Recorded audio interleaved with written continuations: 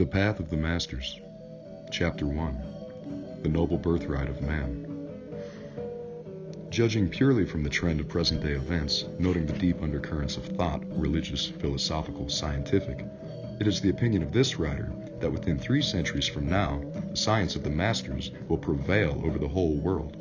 Not indeed accepted by everyone or even a majority, but it will constitute the dominant stream of thought, and it will be generally acknowledged as the king of the sciences.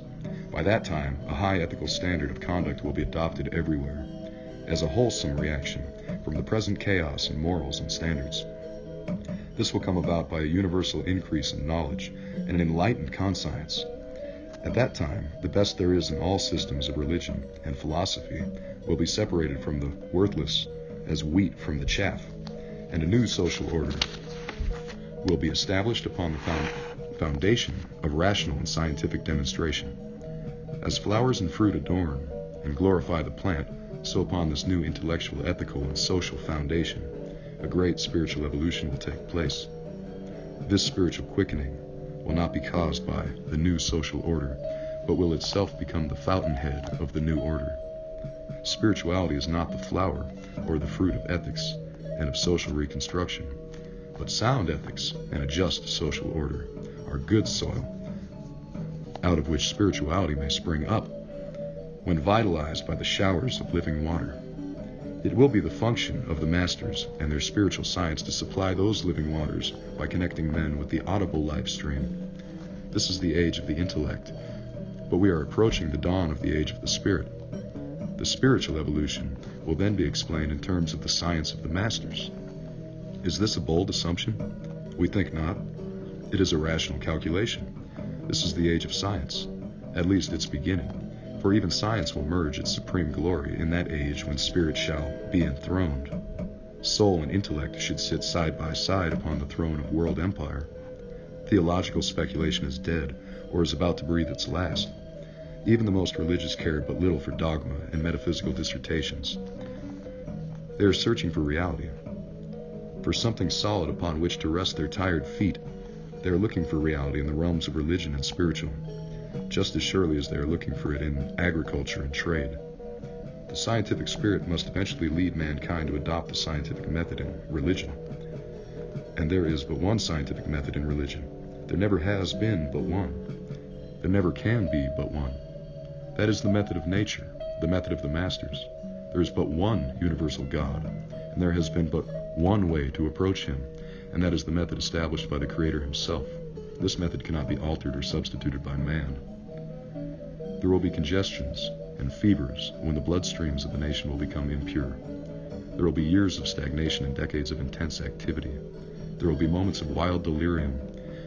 There will be the dark days of war and the bright periods of peace. There will be retrogression and advance, but the retrogression will be only seeming, only temporary. In reality, the world will move on, slowly but steadily, toward the new golden age.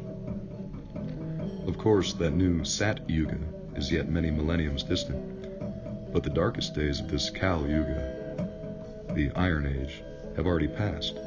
We need not be discouraged if a few stormy years intervene, and sections of the world will be war-torn by the most violent social eruptions known to history. When these terrible days have passed, all nations chastened, cleansed, and reorganized will return to sanity and will settle down to a more steady advance.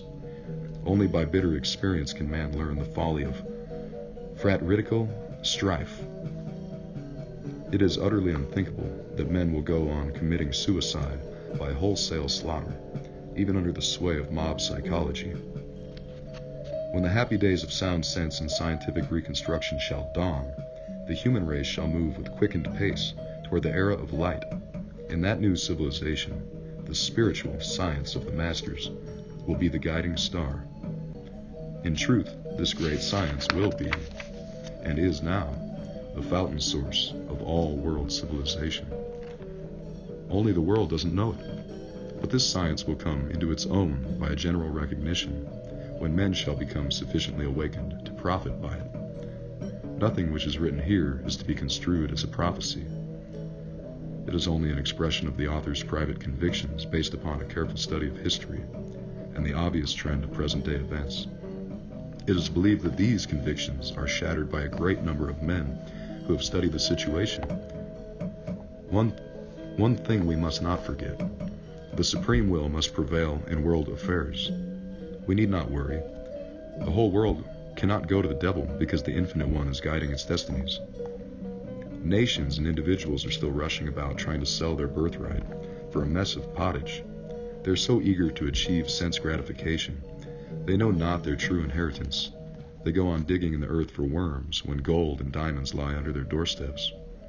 Man has not yet arrived on his planet, although he thinks he has. That being which imagines himself man, builds houses and writes books, is only man in the process of becoming. That being who goes about calling himself Homo sapiens is only a suggestion, a promise of what is to come. In offering this book to the world, giving for the first time a comprehensive statement of the masters, science in the English tongue, the main purpose of the writer is to help fulfill this promise. At present, the idea that man has already arrived in the great illusion is the great illusion. But that he will arrive in due time is the finest vision of the prophet. To prepare the way for his arrival in ever-increasing numbers is the dominating thought of the friends of man. All men are born to an inheritance far above and beyond their wildest flights or fancy. The masters sometimes compare the soul to a beautiful queen who wanders away from her palace. Her mind becomes clouded. She lays aside her royal robes, clothes herself in rags, and becomes an associate of dirty sweepers, the lowest of low. This is a correct picture of the situation in respect to all souls, except those who have become really enlightened by contact with the Master. They have all descended from their original home in the kingdom of light. They are children of the King of Kings, but they have lost all knowledge of their origin and of their noble inheritance. Their minds have grown clouded, their perceptions dulled, and now they have not the least idea of their innate powers and possibilities. Wandering about for ages in these lowlands of Maya, they drag out a miserable existence surrounded by filth and darkness.